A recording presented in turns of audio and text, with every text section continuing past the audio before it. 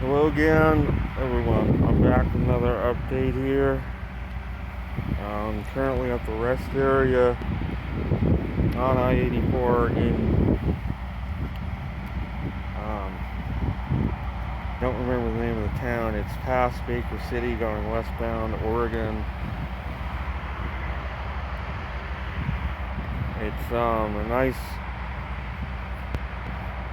day, not too hot out, warm but not too hot. But received some good news today. There is an offer on the apartment building that is being drawn up. So all I can say is I'm going to go with it. They offer to do a rent to own for 1 year and then pay the balance. This will enable them to put the money into fixing the place and getting it rented out. At least that's what the email said.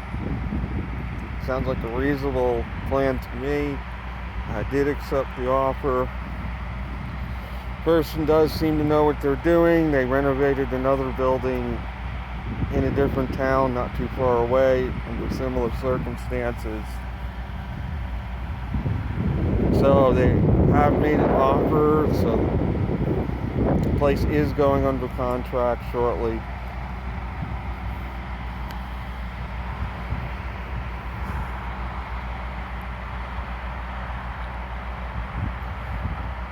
So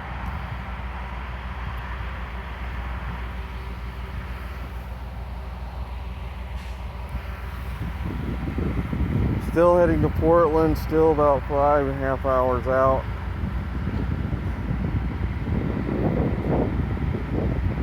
I'm probably not going to be there till this evening or possibly tomorrow morning. I may not go all the way there. I'm not sure yet. Parking will be very short supply there, I'm sure, tonight by the time I get there, so I may end up stopping sooner and just completing the trip tomorrow morning in Portland and doing the delivery and then hopefully getting another load out tomorrow. Likely to California. So, getting back to the weather, there's a lot of talk about storm threats, the East Coast, hurricane. I looked at the satellite images of this storm in the Atlantic that's supposedly threatening the East Coast. It's right now a cluster of thunderstorms. They're shooting constant energy into it. I could see it on the cloud top images. They are really working hard to try to fire this thing up into something bigger. So far, it's basically a cluster of thunderstorms at the moment.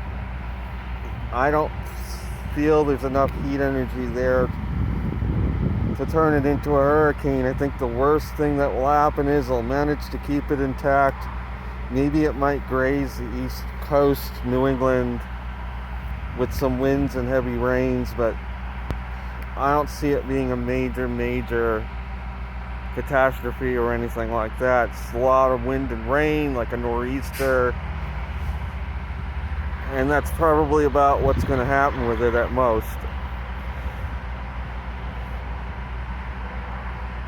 The thing is, a week ago when I was in Chicago, see, they're not just shooting this energy at tropical systems, they're shooting it at other weather systems,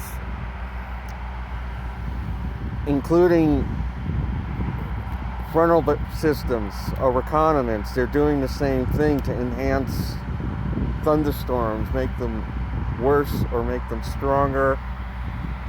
And I experienced one in Chicago last week that I looked, and the system that moved across Chicago looked exactly like these systems I see out in the Atlantic, like they were shooting energy into these weather systems.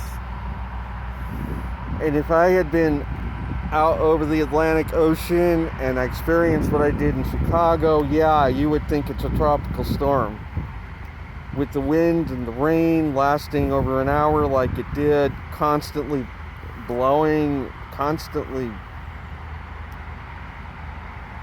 heavy rains, winds, that it did not seem like a natural storm to me. It seemed to me like it was a manufactured, enhanced storm, not that would have naturally happened by itself. Just experiencing it, it did not seem like the typical thunderstorm.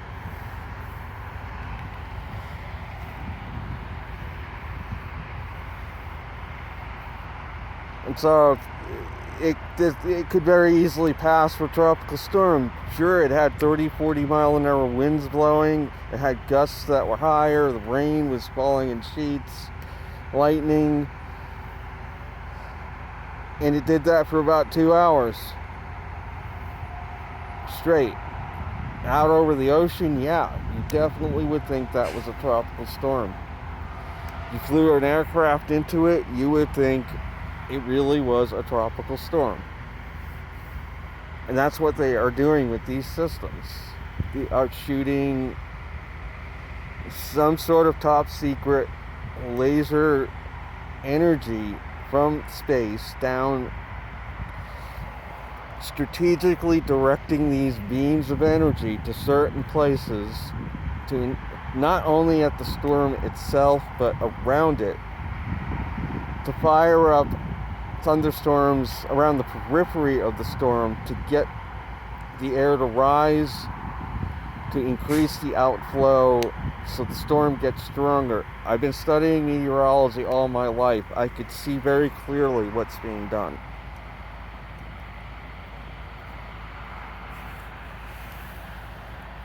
So that's going to be it.